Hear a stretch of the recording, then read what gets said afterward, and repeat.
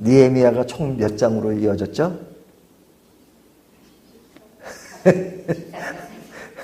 13장이죠. 네, 느헤미야가 총 13장으로 되어 있습니다. 근데 제일 마지막인 저희가 읽은 28절부터 31절까지가 무엇으로 마무리를 하는 거죠? 기도입니다. 느헤미야의 기도입니다. 기도로 마무리를 지는데요. 그 기도 내용이 어떤 것인가 하는 것을 살펴보면 지금 그때 그 상황, 그것을 지금 기억하면서 기도를 하는 겁니다. 근데 그때 그 상황이 뭐냐? 12장까지 내용과 13장은 조금 시간차가 있습니다. 12장까지는 성벽 재건 이후에 그들이 모여서 율법을 듣고 회개하고 언약식을 하고 그 다음에 뭐 등등 여러 가지 일들을 많이 했잖아요. 그래서 제일 마지막에 성벽 봉헌식을 했습니다. 그런데 이제 그 봉헌식한 이야기까지가 12장 내용인데 13장으로 넘어오면서는 분위기가 달라집니다. 어떻게 달라지냐면 느헤미야는 원래 어디에 있었어요? 페르시아에 있었죠. 그리고 왕의 옆에 있는 굉장히 중요한 역할을 한 사람입니다. 그런데 이제 이스라엘 사람들이 지금 돌아와서 바벨론 포로로 있다 돌아와서 지금 뭐 제대로 돼 있질 않는 거예요. 그래서 느헤미야가 그 왕에게 이야기를 해서 이스라엘로 돌아오죠. 이것이 3차 기한입니다. 1차 기한은 스룹바벨 때 들어온 것이고 2차 기한 때는 에스라를 통해서 들어왔고 3차 기한이 느헤미야로 돌아온 겁니다. 근데 이 왕이 느헤미야를 굉장히 아꼈어요. 그리고 자기를 튼튼하게 든든하게 보호해 줄 수 있는 믿을 만한 사람이었기 때문에 그가 가는 것을 원치 않았습니다. 그런데 자기 조국을 생각하며 간다니까 그러면 허락을 합니다. 하지만 조건부였어요. 어떤 조건부냐면 아주 가는 것이 아니라 일만 해결되면 돌아오라 그랬어요. 그래서 조건부로 보낸 겁니다. 그때 느헤미야가 네 알겠습니다. 제가 일 마치고 돌아오겠습니다 하고 그 약속을 하고 간 겁니다. 그래서 그 왕이 느헤미야를 총독으로 해서 보낸 겁니다. 총독으로 해서 보냈는데 이 총독으로 보낸 그 느헤미야가 그곳에서 52일 만에 성벽 재건을 하죠. 그리고 그 성벽 재건보다 더 큰 일은 뭐냐면 신앙 회복입니다. 그들의 신앙이 흩어졌는데 신앙 회복을 시킨 것이 굉장히 큰 일이죠. 근데 그런 시간이 얼마였냐면 12년이 걸렸습니다. 그러니까 12년 동안 그 일을 했다는 것이 아니라 그런 회복은 빨랐지만 그러나 12년 동안 머물면서 계속 그들을 돌본 것입니다. 그리고 12년 후에 느헤미야는 다시 왕에게 약속한 것처럼 돌아간 겁니다. 그런데 돌아간 사이에 그들에게 신앙 회복이 이루어진 것 같고 그 다음에 모든 것이 제 위치에 온 것 같은데 딱 그 지도자가 떠나고 나니까 다시 옛날로 돌아가고 엉망진창이 돼버린 겁니다. 그러니까 참 이 사람이라고 하는 것은요 그렇게 쉽게 변화되지 않습니다. 그러니까 그 역량을 발휘해가지고 그렇게 지도자가 할 때는 뭐 변화가 된 것 같고 막 그러는데 막상 또 그가 없으면 또 달라져요. 제가 옛날 청년부를 맡고 있을 때 그런 청년부를 내가 수양회를 갑니다. 수양회 가가지고 집회를 하고 뭐 기도도 하고 하면 난리가 납니다. 청년들이 울고 짜고 뭐 그리고 뭐 그냥 대단한 변화가 일어난 것처럼 생각해요. 딱 수양회 마치고 교회 돌아오고 한 몇 주 지나잖아요. 웬걸 다시 원점으로 돌아간단 말이죠. 그때 울 때 그럴 때 보면은 완전히 영혼이 변화가 와서 완전히 달라진 것 같은데 웬걸 돌아오면 금방 달라져. 돌아오면서 그냥 달라져. 돌아오면서 버스 타고 오면서 달라져. 이것이 인간이에요. 그러니까 지금 13장의 이야기는 뭐냐면 느헤미야가 지금 다시 페르시아로 가가지고 들으니까 이게 엉망진창해. 그래서 다시 돌아온 겁니다. 다시 돌아왔어요. 다시 돌아온 이야기가 13장 내용입니다. 그래서 13장에 보면 느헤미야가 돌아와가지고 얼마나 화가 나겠습니까? 그래서 1절부터 그때 내가 본즉 유다에서 어떤 사람이 안식일에 하면서 쭉 나오는 겁니다. 그들이 범하는 죄에 대한 문제를 다룬 겁니다.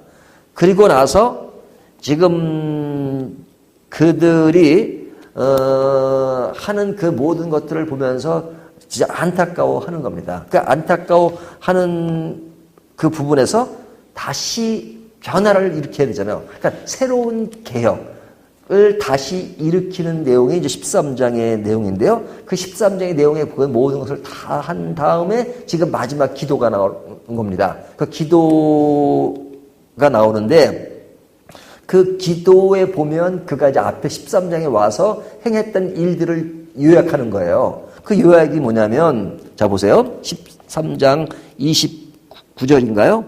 내 하나님이여, 그들이 제사장의 직분을 더럽히고, 그러죠? 자, 제사장의 직분을 더럽혔다는 걸 얘기하는 거죠. 13장에 그 기간 동안에 제사장들이 뭐 했다고요? 직분을 더럽혔단 말이죠. 더럽힌 것이 많죠. 자, 더럽힌 내용이 이미 알죠?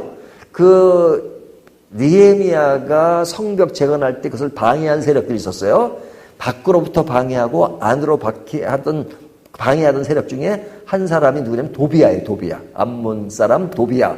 도비야가 엄청 반대를 했습니다. 방해를 하고. 근데 느헤미야가 없는 사이에 도비야가 제사장과 결탁을 해가지고 성전에 자기 방을 하나 꾸며놓고 그러면서 제사 제도를 상업화시키는 그런 아주 나쁜 짓을 했어요. 언제? 느헤미야가 없는 사이에. 그러니까 그들과 결탁한 제사장들의 모습, 그것이 뭡니까? 제사장의 직분을 더럽히고, 그렇죠? 또 뒤에 보면 제사장의 직분과 레위 사람에 대한 언약을 어겼사오니, 그리고 이 제사장들이 이방인 사람과 이렇게 이방 여자와 결혼하지 말라 그랬는데 결혼하고 하는 그런 사건들이 쭉 일어났단 말이죠. 그래서 그들이 언약을 세웠잖아요. 그들이 이제 그 앞에 보면 이제 성벽 재건이 끝난 후에 언약을 해서 우리가 하나님을 제대로 믿겠다고 맹세 가지고 했던 사람들이 언약을 어겼사오니 그들을 기억하옵소서. 지금 느헤미야가 돌아와서 그들이 행한 그 일들을 보면 너무 안타까워서 했던 일들을 지금 다시 한번 회상하면서 기도하는 겁니다. 그들을 기억하소서. 그들이 그러면 안 되는데 그런 짓을 했습니다. 하고 지금 기도하는 겁니다. 30절 내가 이와 같이 그들에게 이방 사람을 떠나게 하여 그들을 깨끗하게 하고 또 제사장과 레위 사람의 반열을 세워 각각 자기의 일을 맡게 하고. 자, 이것이 뭐냐면 지금 그들이 잘못되고 있는 그 모습을 보고 여기에 대한 대책을 세운 거죠. 그 대책이 뭡니까? 지금 도비야 같은 사람은 성전에 들어와서 하는 걸 그냥 짐을 다 그냥 팽겨치고 내쫓았잖아요. 그죠? 내쫓은 일이 누구예요? 내쫓은 사람이 누구예요? 느헤미야. 느헤미야가 돌아와서 그냥 그런 것을 보고 그냥 예수님이 마치 성전 척결을 한 것처럼 그냥 짐을 그냥 던져서 그냥 그를 쫓아낸 겁니다. 그리고 제사장들을 불러다가 야단을 치고 질책을 하고 그 다음에 그 시대가 타락해버리니까 제사장들이 잘못된 제사장도 있지만 그 성전에서 그 이 직무를 제대로 하도록 사람들이 도와야 되는데 11조를 내서 그 10분의 1의 그것을 제사장들이 받아서 그 일을 해야 되는데 그걸 주지 않으니까 백성들이 11조를 내지 않으니까 레위 사람들이 너무 힘들어가지고 다시 돌아가서 농사진 사람들이 많았단 말이죠. 일을 못하고. 그러니까 성전에 어떤 직무 수행 잘 안 된 거죠. 그런 것들을 어떻게 했다고요? 느헤미야가 제자리로 오게끔 만들었다. 그들로 제 역할을 하고. 없다고 또 도망가는 사람이나 또 그런 것들을 또 이렇게 케어하지 않는 사람이나 똑같은 거죠. 그러니까 그것을 다 제자리에 만들어놨다 하는 것을 이야기하는 겁니다. 누구에게? 하나님께.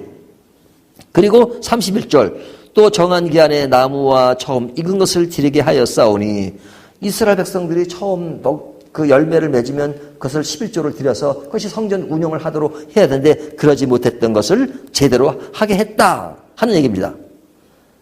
제일 끝에 내 하나님이여 나를 기억하사 복을 주옵소서. 이렇게 했던 나를 기억하시고 복을 주옵소서 그러잖아요. 이 말을 얼뜻 들으면 느헤미야가 겸손한 사람인데 이렇게 좀 교만하게 자기를 알아달라고 말하는가 이렇게 들을 수가 있잖아요. 하지만 하나님께 아뢰는 거예요. 사람에게 말하는 것이 아니라 하나님께 아뢰면서 하는 말이 뭐냐면 지금 내가 이런 일들을 해나가는 것이 정말 힘들었습니다 그 얘기예요.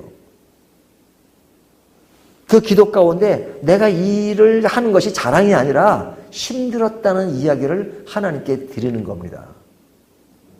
우리가 앞으로 가보면 느헤미야라는 사람이 엄청나게 겸손한 사람이에요. 제가 이번에 느헤미야를 쭉 보면서 정말로 느헤미야처럼 겸손한 사람 쉽지 않다. 우리가 성경에 많은 인물들이 있지만 그 인물들을 크게 조명하고 있지만 사실 느헤미야는 크게 알려지진 않았잖아요. 많은 사람들에게 어떤 인기도를 생각하면 그렇게 인기 있는 사람으로 지금 인식되고 있지는 않잖아요.